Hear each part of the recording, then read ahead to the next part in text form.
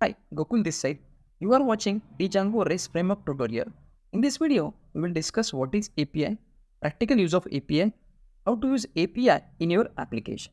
So first of all, we'll start with what is API.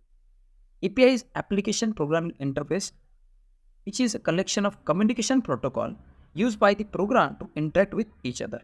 Let us take an example. Two different projects of a different technologies can be communicate with the help of APIs. So API is nothing but a middleman between these two different projects. So let us take an example. Project 1 is our GPay and project 2 is our banking application, which we can connect through this API. So API is a middleman between these two projects. We can take one real life example of a DMart. Let it be a DMart shop. Customer buy a different product from the DMart and the billing is performed through the manager. So manager is nothing but a middleman or API between customer and DMart. Using this simple example, we can understand the API. It means that all client server communication can handle through APIs. Next part is type of API.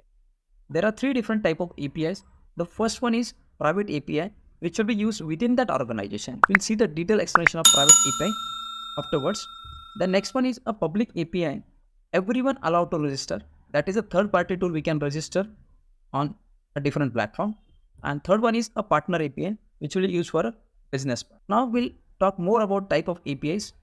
The private APIs are used to connect different software component within a single organization. It is not available for third party use.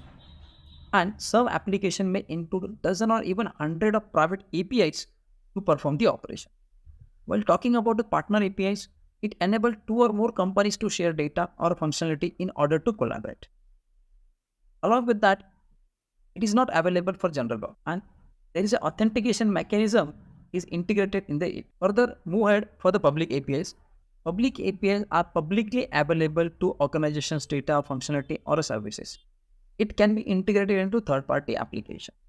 Some public APIs are available for free, while others offer a payable product.